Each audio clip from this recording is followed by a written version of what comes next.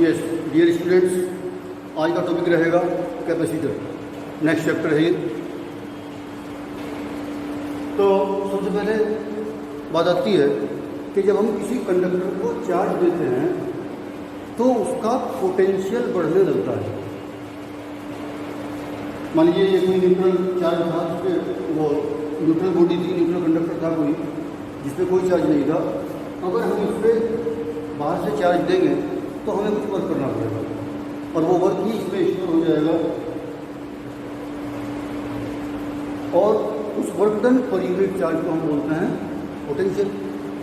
दूसरा चार्ज देंगे तो जो पहला चार्ज था उसके रिपल्शन के अगेंस्ट हमें और वर्क करना पड़ेगा, यानी इसका पोटेंशियल और बढ़ जाएगा। तीसरा चार्ज देने पे वर्क डन और बढ़ जाएगा, यानी इसका पोटेंशियल बढ़ता चला जाएगा। उसी तरह से मान लीजिए थोड़ा सा आइडिया कि गिलास में हम जितना पानी डालते चले जाएंगे, पानी को चार्ज मान लीजिए, उतनी ही गिलास में पानी की हाइट बढ़ती चली जाएगी। तो ये हाइट को पोटेंशियल मान लीजिए और वाटर को चार्ज मान लीजिए। जितना हम पानी डालते जाएंगे यानी चार्ज डालते जाएंगे उतनी हाइट बढ़ती जाएगी, यानी पोटेंशियल बढ़ता जाएगा। तो ये कॉन्सेप्ट यहाँ से लेके चलते हैं।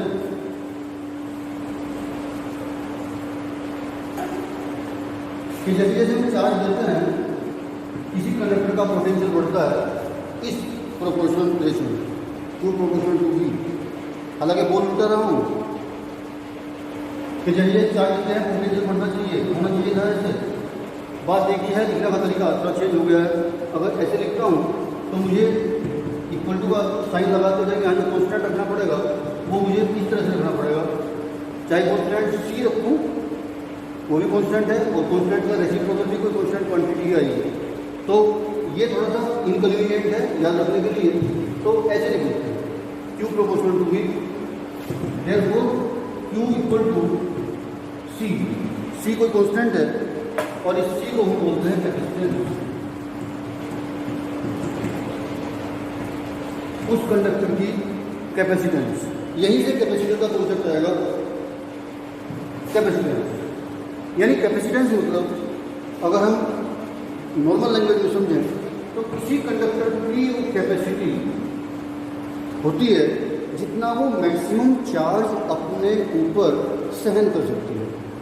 इससे ज़्यादा, इसकी सहन शक्ति से ज़्यादा चार्ज दिया तो स्पार्किंग के रूप में वो डिस्चार्ज होने लगेगा और उसमें आएगा ही। इस तरह से गिलास में जितनी उसकी हाइट है वहीं तक पानी भर सकते हैं, फालतू पानी डालेंगे तो बाहर अपने आप गिरने लगेगा।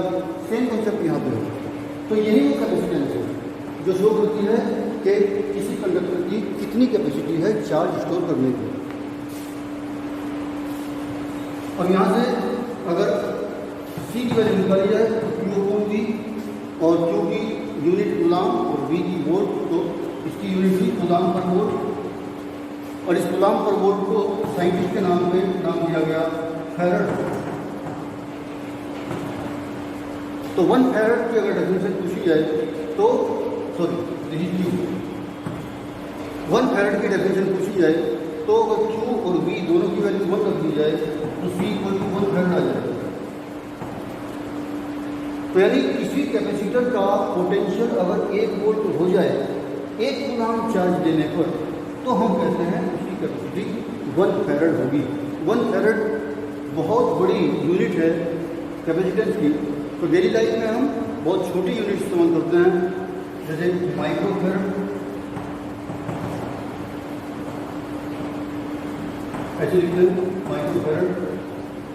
तो 10⁻⁻⁶ आता है माइक्रो के लिए और फैराड को F से डिनोट करने में। Pico farad, 1 pico farad. Pico का मतलब होता है 10⁻⁻12। मिली फैराड वगैरह बहुत छोटी छोटी यूनिट इस्तेमाल करते हैं, तो मिली फैराड बहुत बड़ी हो जाती है। तो माइक्रो, पिको या नैनो फैराड 10⁻⁹ आ जाएगा। तो इस तरह से ये हमारी कैपेसिटेंस का इस तरह से हम समझ लेते हैं।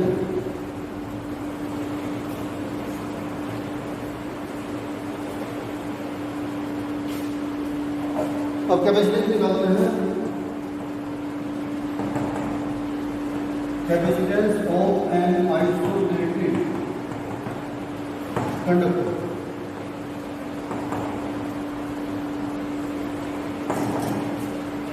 आइसोलेटेड का मतलब जो किसी से कनेक्ट नहीं होता, सेपरेट बिल्कुल।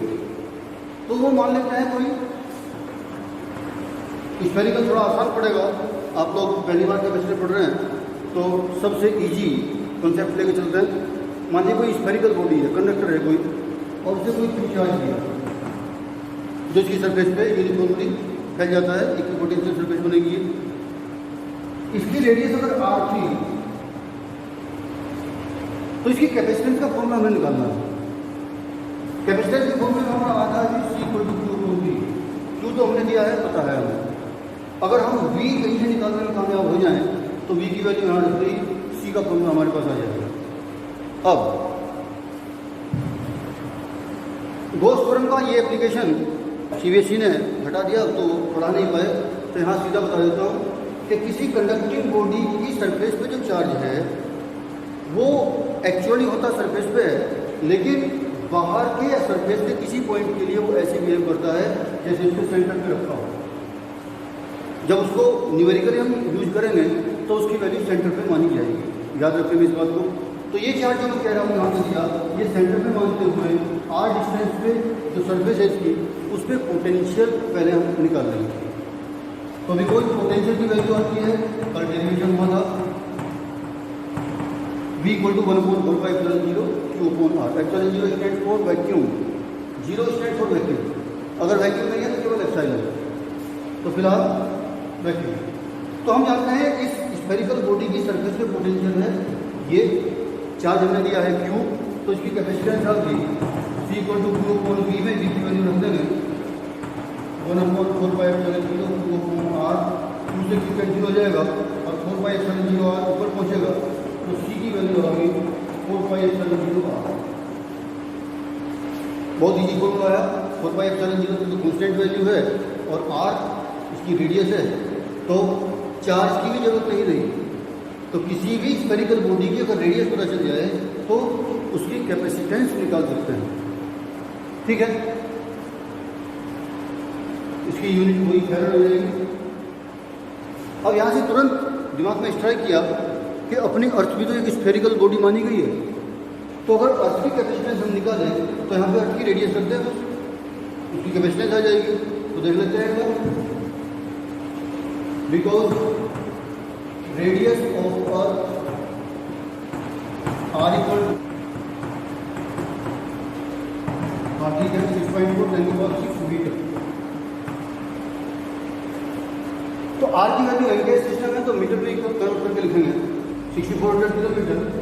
तो अगर R की वैल्यू मैं यहाँ रख देता हूँ तो कैपेसिटेंस देखते क्या आती है, और 4πε0 की वैल्यू क्या आती है, 4πε0 की वैल्यू होती है 1/9 × 10⁹, क्योंकि 1/4πε0 की वैल्यू थी 9 × 10⁹ क्या न्यूटन मीटर स्क्वायर पर कूलम स्क्वायर। कूलम का फॉर्मूला है तो 1/4πε0 की वैल्यू को कूलम स्क्वायर। तो जब 1/4πε0 की वैल्यू ये है तो 4πε0 की वैल्यू रिवर्स करके इसमें आ जाएगी। अब ये वैल्यू हम करते हैं, therefore C = 1/9 × 10⁹ into R की वैल्यू, इससे मीटर बना लेता हूँ 6.4 × 10⁶ मीटर।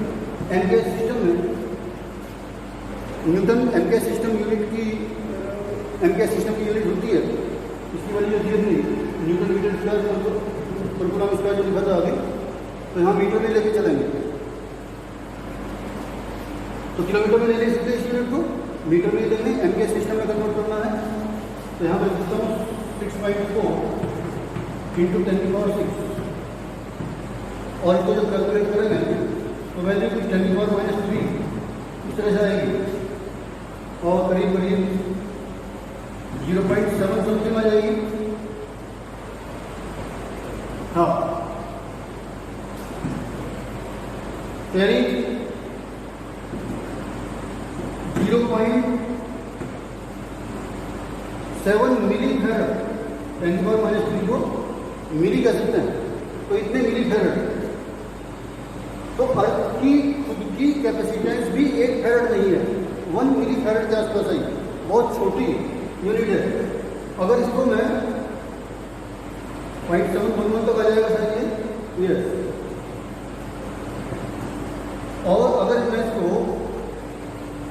ऐसे कर दूँ 711 इंटू 10⁻⁻6 हो सकता है, यानी 711 microfarad.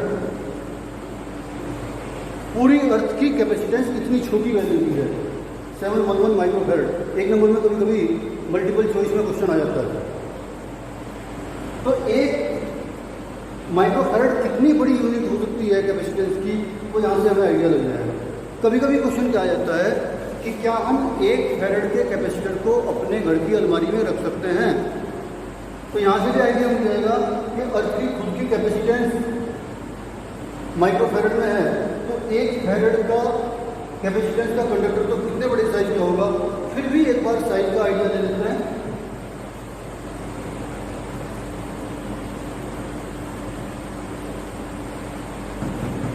For a conductor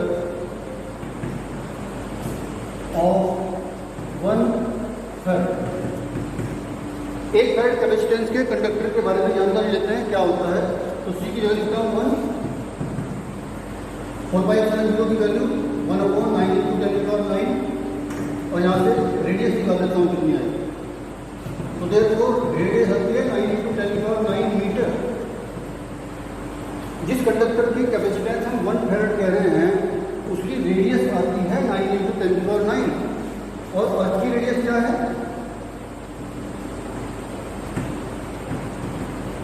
6.4 10⁶ metre. अगर 10 की पावर में विचार करो तो अर्थ की रेडियस से भी 1000 टाइम्स बड़ी रेडियस होगी ऐसे कंडक्टर की। तो ऐसा कंडक्टर घर में तो क्या पूरी धरती पे नहीं आएगा, जिसकी रेडियस अर्थ की रेडियस से भी करीब करीब 1000 गुनी बड़ी है। तो ये दोनों केस काफ़ी इंटरेस्टिंग है, अर्थ की रेडियस का, अर्थ की कैपेसिटेंस का निकालना और 1 फैरड कैपेसिटेंस के कंडक्टर का साइज निकालना। तो ठीक है, नेक्स्ट